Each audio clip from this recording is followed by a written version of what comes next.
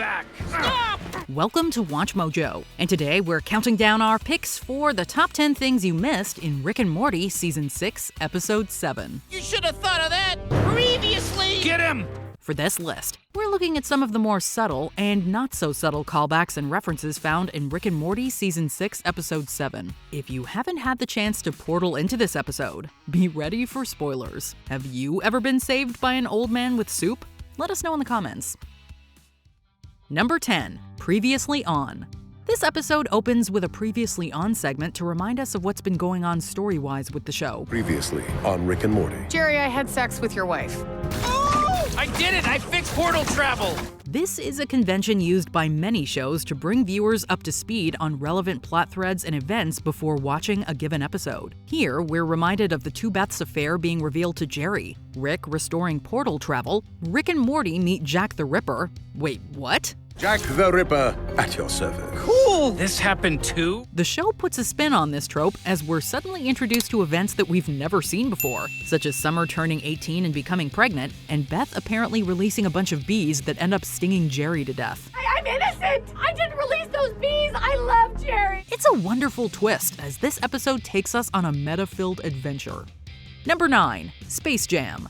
When Rick and Morty first enter the meta layer, Rick comments how their presence there erodes their credibility. Rick further likens every second spent to be the equivalent of 10 Space Jam cameos. We're basting in meta radiation right now. Our credibility is being permanently eroded. Every second we spend here is the equivalent to 10 Space Jam cameos. This, of course, refers to the Rick and Morty cameo in the 2021 film Space Jam: A New Legacy, where they return the Tasmanian Devil to the Looney Tunes after experimenting on him. We're done running tests on your Badger thing. It turns out his condition is irreversible. I'll never erase what I saw from my brain. He's your problem now, dum-dum! It would seem that Rick wasn't too fond of having to appear in the film, since he considers it an affront to his dignity. We wonder how he feels about their cameo on The Simpsons, or does that also erode their credibility? You killed the entire Simpsons, Morty! They're a beloved family, Morty! They're a national treasure and you killed them! Number 8. Butter Robot. Back in the show's first season, Rick crafted a tiny robot whose sole purpose is to pass butter. What is my purpose? Pass the butter. Thank you. It's a task that it completes with ease, and it seeks a purpose beyond that. When Rick informs him that it's his only purpose, the poor robot very quickly becomes disillusioned with its life. What is my purpose? You pass butter. Oh my god. Yeah, welcome to the club, pal. When Rick and Morty go to free Brett Kahn, on the condition that Kahn makes it so that Rick and Morty never appeared at the fortress in the first place. You're gonna make it so Morty and I never came here. Once that's always been the case, I'll free you remotely with this. Rick pulls out Butter Robot and prompts him to pull the lever when Rick tells him to. The robot can't believe his life's purpose is again for such a mundane task. What is my purpose? To wait until I tell you to pull the lever. You are f***ing kidding me. We hope one day this little robot finds the greater meaning he deserves. Calling pop culture superfans everywhere. Do you love to argue with WatchMojo's top 10 ranks? Introducing WatchMojo's first and very own party game. Bring your superpowers to the table and fight for your pick to be at the top of the list. It's all the fun of the comment section, but in real life. Number 7. Back to the Future Ripoff. After Rick and Morty are saved from near death by Joseph Campbell, they use the power of the previous Leon to return home. Could you previously us away home?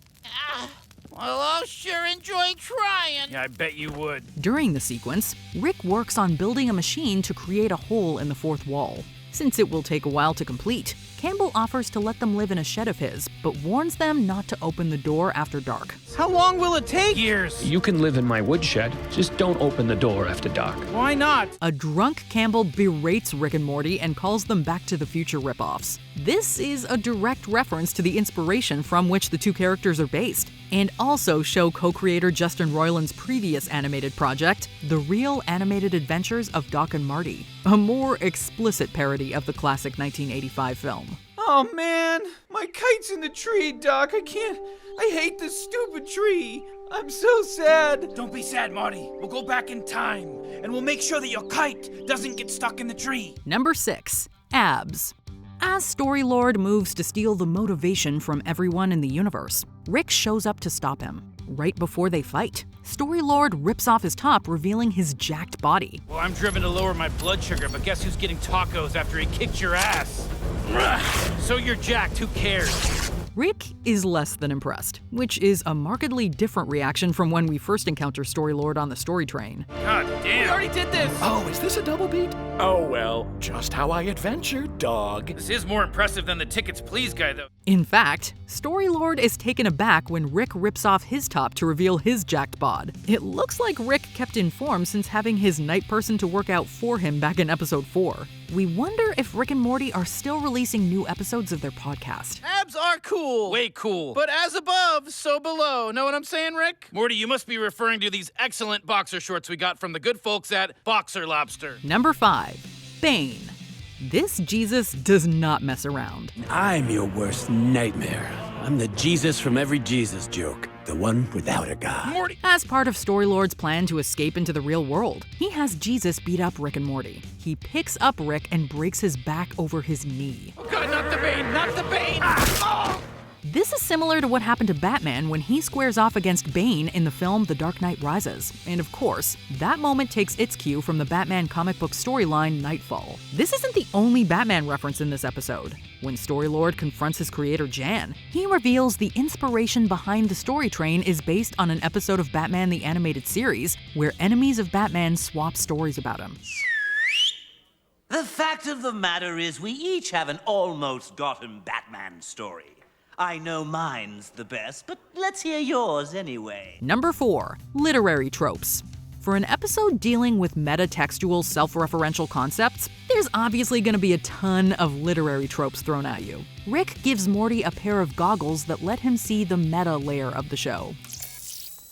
I don't like this, Rick. Yeah, you shouldn't. It's not a likable premise. In the Smith garage, we see common tropes such as Chekhov's gun, foreshadowing, ticking clock, and Deus Ex Machina, among others. Later, when Rick and Morty visit the self-referential Six, each character from that team is a common trope found in stories, and they all act in accordance with the trope they represent. Talk about a mislead, anti-meta field. Fancy device. I think I can recall the time you built it. Don't try it, flashback. Being this densely packed with literary references, it's almost as if it's for TV critics who won't enjoy this meta deep dive. But Rick, I don't like this. Is this whole place just A bunch of groan-inducing wordplay for 7 TV critics that won't even enjoy it? It's worse than you think, Morty. Number 3. Joseph Campbell.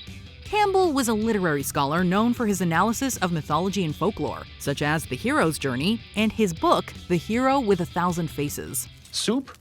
I almost considered not making it because my name is Campbell, but then I thought, stay in the moment, Joe, follow your bliss. The walls of his living space are adorned with many blank faces, a nod to his previously mentioned book. His ideas on story structure have been highly influential, but also widely criticized. All right, I don't have to defend myself to you people. This is perfectly encapsulated here as Campbell mentions that certain elements are present in all stories, such as an old man with soup, and asks Rick and Morty to name a story without that. Some things never change about mythology. There's always an old man with soup. Name one story that doesn't have one. Jack and the Basketball Beanstalk. Diaries. Every Matrix. Every movie ever. They name several, just as critics of his work would point out that he relied on stories that fit his mold of a monomyth while ignoring ones that don't. Number 2. Moonlighting. Rick has made it very clear that he is not a fan of overindulgent metatextual references. He prefers a few verbal asides to the audience only made by him, not like season 3 of the show Moonlighting. I mean, it's funny when I do a little nod to the viewers, but What viewers? that's the right attitude, Morty. A few carefree verbal asides always by me, none of this season 3 moonlighting shit. For those unfamiliar, it starred Bruce Willis and Sybil Shepherd as private detectives solving various cases. It was also known for its fourth wall breaks, and would use cold opens to have the main characters address the audience directly. Hi, I'm Maddie Hayes. And I'm David Addison. It's been a great season so far, hasn't it? You betcha. I'm getting famous. Famous? What do you mean famous? In fact, when the show was canceled, the last episode deals with finding out the show is canceled, and they'll cease to exist. What the hell's going on? We got canceled. What? Look, I don't have time to explain it to you now, but in 6 minutes and 14 seconds, we will cease to exist as television characters. Number 1. Rick Plushies. As Story-Lord sucks the motivation from everyone in the universe, we see 2 workers at a factory that produces Rick plushies. I don't want to work anymore. I do, but only as an excuse to not practice guitar. During Rick and Storylord's fight, they end up in the factory and Rick throws the dolls at him, and he notices the hair is the wrong color. The hair is wrong. Like you'd be picky about licensing. Actually, I would. When Jan has to put Storylord out of his misery, Rick chimes in to say he has to do it with a brand new limited edition Rick plush that's only available at rickplush.biz. Joseph Campbell also says you have to use this brand new limited edition Rick plush available only on rick-plush.biz. Supplies are limited. Act now. He did? This sounds like a throwaway gag, but if you visit that URL, you are presented with a page to purchase the doll for $29.99. However, it appears that it is unavailable in this reality. Bummer. Did you enjoy this video? Check out these other clips from WatchMojo, and be sure to subscribe and ring the bell to be notified about our latest videos.